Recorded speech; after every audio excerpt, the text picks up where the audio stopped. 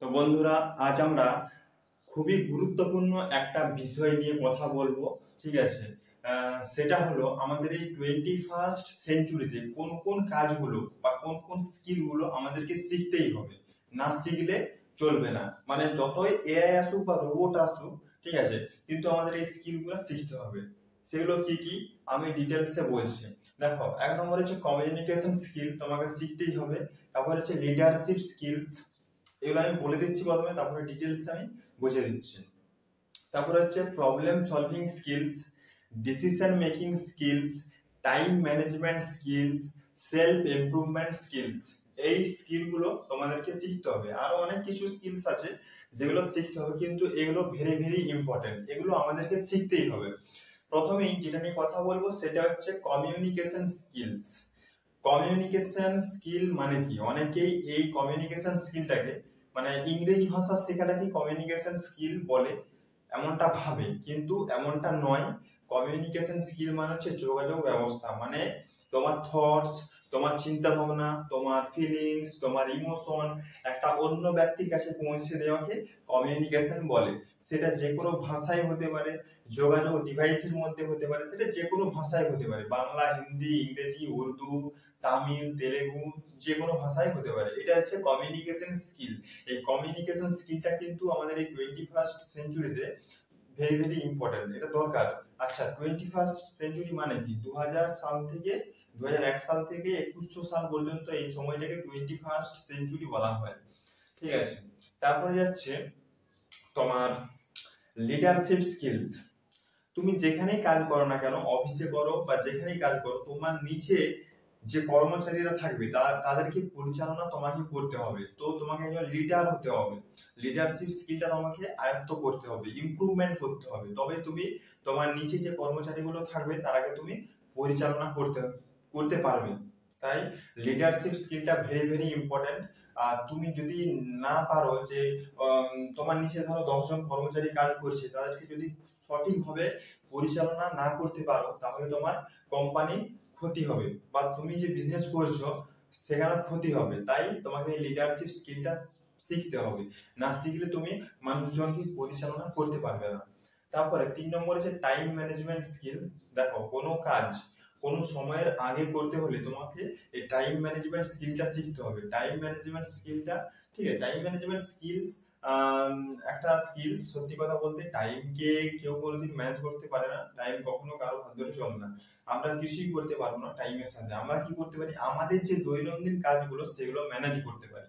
মানে তোমাকে একটা টু ডু লিস্ট বানাতে হবে প্রতিদিন, যে প্রতিদিন রাত্রেবেলা যে আগামীকাল আমি কি কি কাজ করব তার একটা লিস্ট বানাতে হবে।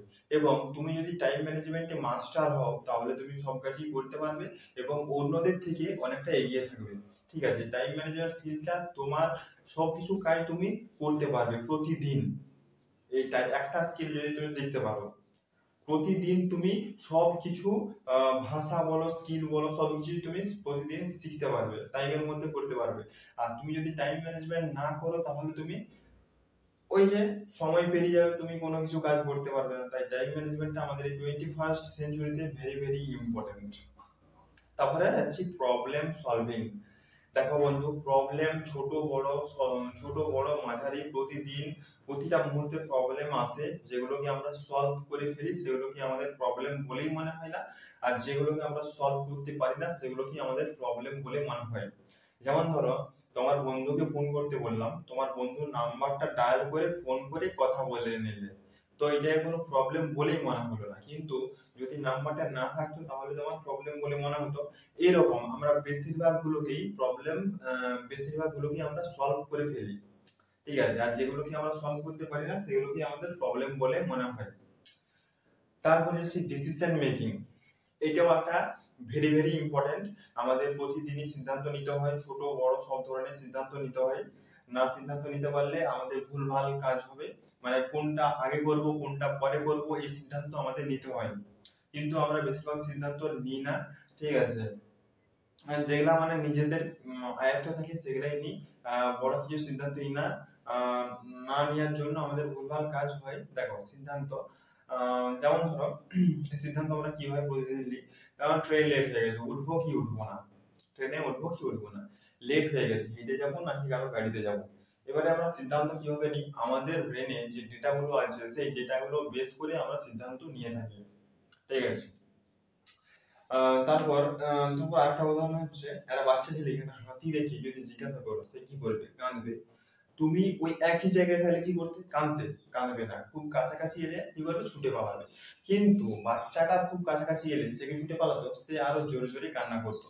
এখানে দুজনের ঘটনা একই, কিন্তু দুজন আলাদা আলাদা সিদ্ধান্ত নিচ্ছে, একজন জোরে কান্না করার সিদ্ধান্ত নিচ্ছে আর একজন ছুটে পালাবার সিদ্ধান্ত নিচ্ছে। এটাই হচ্ছে আমাদের ডিসিশন মেকিং, ঠিক আছে। এই ডিসিশন মেকিংটাও কিন্তু আমাদের শিখতে হবে, না শিখলে কিন্তু আমরা কোনো কাজ কোনটা আগে করব কোনটা পরে করব সেটা কিন্তু আমরা করতে পারবো না। তাই আমাদের ডিসিশন মেকিংটা আমাদের শিখতে হবে।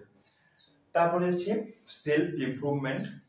সেলফ ইমপ্রুভমেন্ট মানে কি, সেলফ ইমপ্রুভমেন্ট মানে হচ্ছে যেটা তুমি মানে নিজের থেকে কোনো কিছু শেখার, যেটা তুমি জানো সেটাকে মেনটেন করা, আর যেটা তুমি জানো না সেটা তোমার প্র্যাকটিসের মাধ্যমে তোমার স্ট্রেংথের জায়গায় নিয়ে যাওয়া। মানে ধরো তুমি ইংলিশ স্পিকিং ভালো পারো, কিন্তু 2-3 মাস হয়ে গেল তুমি আর প্র্যাকটিস করছো না, তুমি আর প্র্যাকটিসের মধ্যে নাই, তাহলে কি তোমার ইংলিশ স্পিকিংটা ভালো থাকবে না।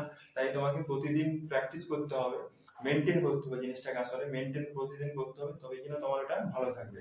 তাই তুমি যেটা জানো সেটাকে মেনটেন করো, আর তুমি যেটা জানো না সেটাকে তোমার প্র্যাকটিসের মাধ্যমে তোমার স্ট্রেংথের জায়গায় নিয়ে যাওয়া। মানে আমি ভালো পারি ওই জায়গায় নিয়ে যেতে হবে। ধরো তুমি এমএস ওয়ার্ড জানো না, তো তোমাকে প্রতিদিন প্র্যাকটিস করতে হবে, প্র্যাকটিস করে তোমার ওটা স্ট্রেংথের জায়গায় নিয়ে যেতে হবে, মানে আমি ভালো পারি ওই জায়গায় নিয়ে যেতে হবে, ঠিক আছে।